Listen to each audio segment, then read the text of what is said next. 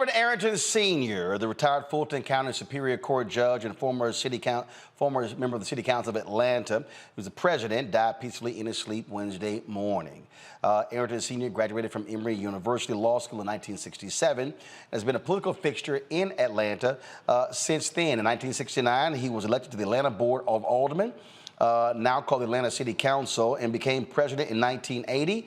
In 2002, Governor Roy Barnes appointed him to be Fulton County Superior Court judge. He retired in 2012. A documentary was released in February showcasing the life of Arrington Sr. His son, Marvin Arrington Jr., serves as District 5 Commissioner of the Fulton County Board of Commissioners. He joins us right now. Marvin Jr., our condolences certainly to you and your family for the loss of your father. Quite a fulfilling life, and someone who was integral in terms of the growth of what is present-day Atlanta. Roland, just so sad that he is gone, but thankful that, like you say, he lived a long, full life and made many contributions, including, integrating Emory Law School, saving the Atlanta Zoo, and helping to bring Muhammad Ali back to the ring. Talk about that part right there. Folks may not be aware of the role that he and Black Atlanta played in reviving the career of Muhammad Ali. Well, yes, he and State Senator Leroy Johnson. Leroy Johnson was the one that was primarily responsible, but he had been put on the Utilities Committee. My dad, Marvin Arrington Sr., by then Mayor Sam Massell, and it was, supposed to be, it was not the best committee to be on. However, it turned out it was the only committee on council that did not need a full council vote. So the way he was able to get Muhammad Ali and they were able to issue the permit was that he got his committee to pass it, and the Utilities Committee, and that is how Muhammad Ali got back in the ring. When we talk about present-day Atlanta, obviously a lot of the attention is focused on Atlanta Mayor Maynard Jackson, but he needed the help of many folks to get a lot of that work done, including your father. Yes, absolutely. We all love Maynard, and he was Uncle Maynard to me. But my dad, Marvin Arrington, was elected in '68, 4 years prior to Maynard being elected as mayor. And they and other city council members at the time worked well together. My dad served as Maynard's floor leader, leading up to the time that he ran for city council in 1980.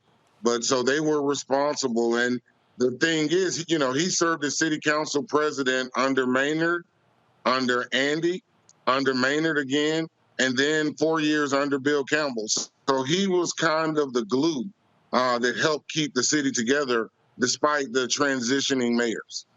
And of course, he ran unsuccessfully for mayor against Bill Campbell, who was later elected. But panelist questions. Greg Carr, you first.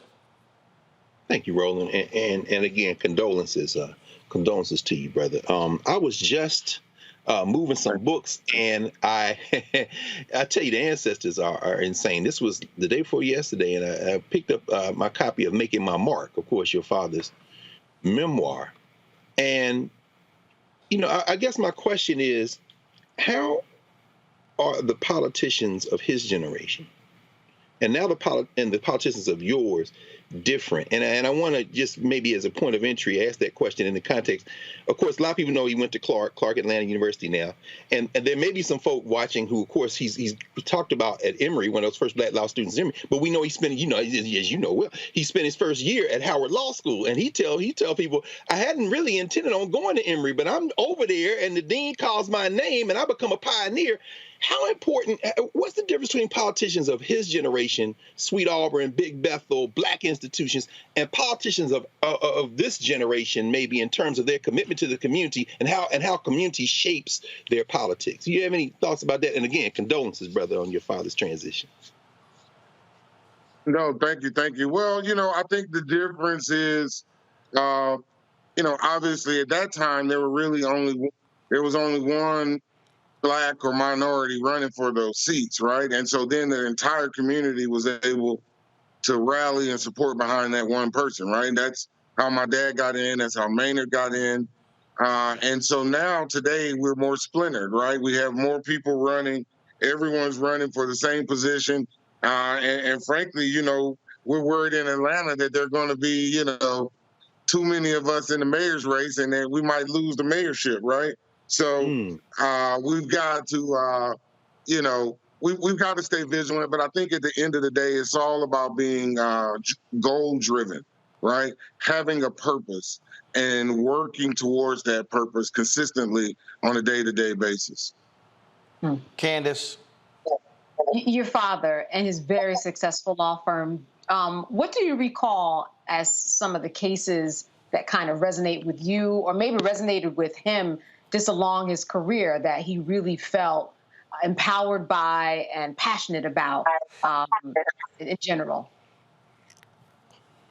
So, I guess one of the first cases I would have to speak on is the Arthur Langford case. He and his partners represented then Arthur Langford, and were successful in getting him off. It was the United States versus Arthur Langford, and his daughter and family have gone on and it's been, stalwarts of the Atlanta community. His daughter was married to Mayor Kasim Reed, and so our families have been linked together.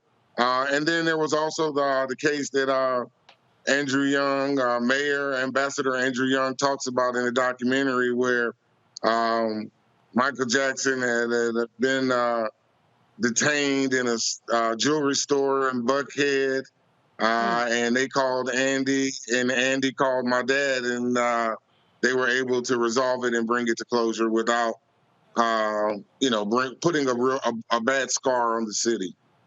Wow. Reese. My condolences in the loss of your dad.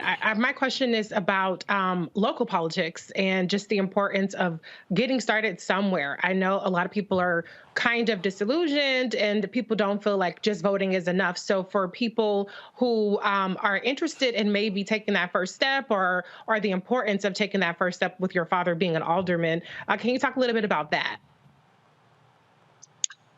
It's so important. He ran in '68 after the November '68, after the death of Dr. King in April '68. And so it was kind of like the segment you guys were talking about earlier, all of the action around the country. Everyone was looking for ways to get involved and be active.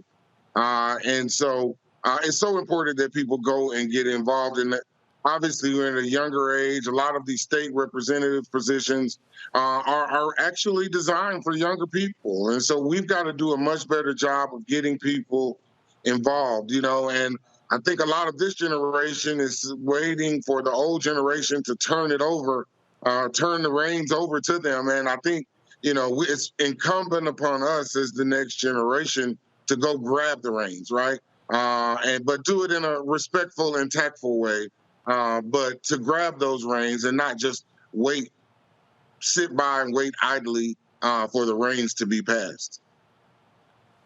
Well, Marvin Arrington, Jr., we appreciate it. Where can people actually see this documentary?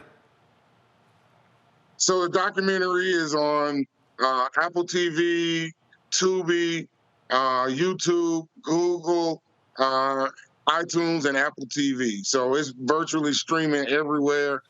Certainly invite people to see it. We could not tell the story of Marvin Arrington without telling the greater story of Atlanta. And he's just one of the prominent figures, one of the forefathers, one of the founders of the new Atlanta. And the name of the documentary? The name of the documentary is Bowlegs, Marvin Arrington Sr., An Atlanta Story. Why is it called Bowlegs? His nickname is Bowlegs. He has been Bowlegs ever since he was young. And, in fact, it's even been shortened down to Bo. You got a good nickname when your nickname has a nickname. Well, absolutely. Marvin, we appreciate it. Thanks a lot. Hey, thank you so much, Roland.